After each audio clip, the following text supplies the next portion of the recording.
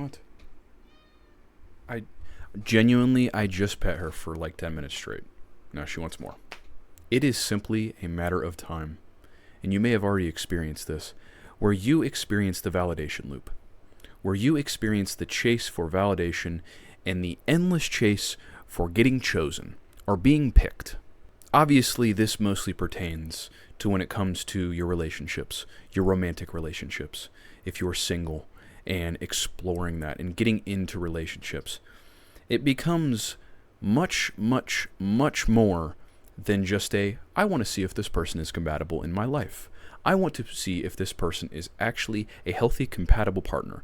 It becomes, how can I get this person? How can I impress this person? How can I finally be enough? That's an important one right there. How can I finally be enough to be chosen by someone?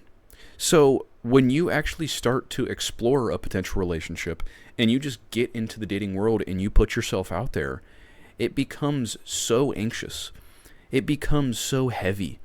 Instead of just going out there and being like, let's see who is compatible, which is super soft and super laid back and just like, all right, let me see who actually I can attract. Not through forcing it, but simply looking at it from a very healthy standpoint of who can fit my life. How can I find someone that I would actually click with and would actually fit into my lifestyle? It becomes so much more heavy to this point of, oh my goodness, I'm in an interview every single time that I talk to someone. I'm from a standpoint of, I need this person to like me. I need this person to approve of me. I need this person to choose me.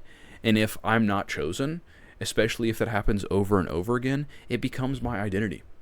I'm simply undesirable. I'm simply someone who is just not chosen. And because of that, my life has no value. Because of that, there's no point to express myself at all. Because expressing myself no longer becomes something that I simply do because I enjoy it and I care about myself. It becomes a test that I submit. It becomes a survey that I have completed to try to answer the exact correct way for then someone to give back to me and be like, hey, I approve of this. Now I want you in my life. Yay, I did it. Now I can be happy. It's like a permission slip. And the thing is it's so deeply rooted beyond just someone giving you that approval. Because even if you were, especially with the people in your past, if they were to randomly come back and say like, I pick you now, you're enough now, that same loop would continue. Because deep down, you don't believe that in your own mind. You don't believe you're worthy in your own mind. And that is the way to pivot away from this very toxic mindset, is to start to live by just caring for yourself. And specifically, creating a life that you actually enjoy, because the ultimate love you can give is the love to yourself, and that's not what you've been giving. And I know you've heard it so much, and it can be frustrating when you hear, love yourself. You don't love yourself enough. But the truth is, that's not just something you think in your mind. It's creating a life that you actually are interested in and enjoy. That's all you. You don't need a partner for that. You don't need anyone else for that. That is something you can do for yourself, because now the relationship you must have with yourself is one of, I care about myself. I care about myself, and I would like to create the best life for myself. So ultimately, this steers away from needing a partner at all. And I'm not saying lose that desire, but the desire has become way too toxic. It has become way too much of the driver of how you live your life. So the goal is not to just get rid of this desire. The goal is to shrink it, not by force, but by actually focusing on the things about you, actually doing things to care for yourself. And what to do with that feeling whenever you feel it of, oh my God, I just want to be chosen, in that very mopey type feeling, you meet it where it's at. You don't try to change it. You don't try to argue with it. You simply say, there's my human desire to be chosen. There is nothing wrong with that, but that is no longer the indicator of whether I live a valuable life. Not only that, I'm not going to let that thought spiral. I'm going to replace that thought with actions and habits that actually enrich my life, that actually can take care of the empty space that is there the entire time. Because before, you're often just probably thinking about it a lot. You think about relationships all the time. You think about, how can I finally be enough? How can I finally be this person that's chosen? And that thinking is exactly what's keeping you stuck.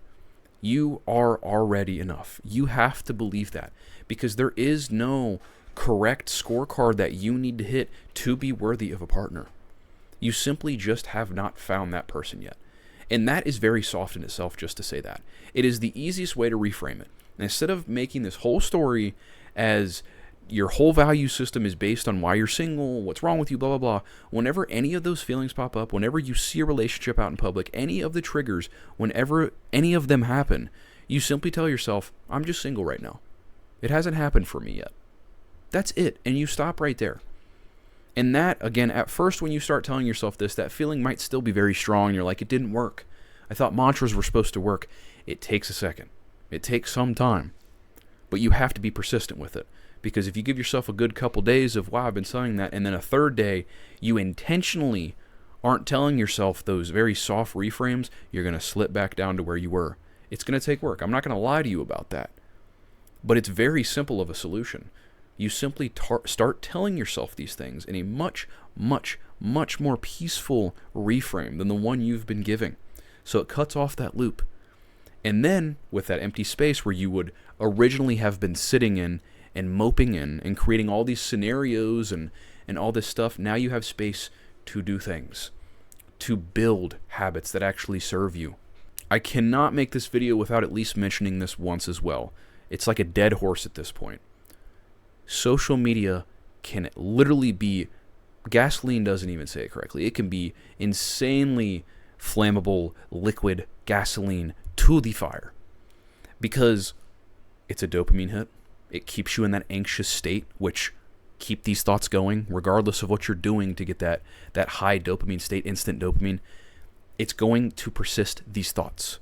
Not only that, on social media, when you're scrolling and you see something that might trigger it, like a couple and all this stuff, you instantly fit that into your story of, oh, there it is again. There's someone that's worthy and I'm not. And it's just not true.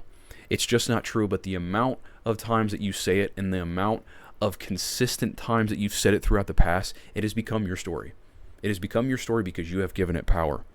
So cut those things off. I saw a quote the other day, I think it was on TikTok, ironically enough, but I saw it on TikTok and it was talking about, you have no idea how much you could change your life just by getting rid of your 3 worst habits. Like, don't even think about self-improvement yet in terms of like what to do instead. Think about just stopping the bad habits. One of them being scrolling. I'm going to make a whole other video on this, so stay tuned for that, but I think that's very important to think about. Think about how much you could change your mindset and your life just by getting rid of your 3 worst habits. Because I guarantee you, in this context of this video, they are not helping your cause by trying to work around this bad frame of mind of, I'm not worthy of a relationship because I'm single, because I haven't been chosen yet, that I'm invaluable, that I don't have value at all, that I'm this, that I'm that. Those aren't helping. There are a lot of habits and there are a lot of things you probably do that trigger these states. And the thing is, when you can eliminate those triggers as best you can, that helps. But even when those triggers happen, the reframe helps as well. I'm just single right now. That's all. That's all it is. I'm just single. It hasn't happened for me yet. I'm still going to build the life of my dreams. Thank you guys so much for watching. Have a beautiful day.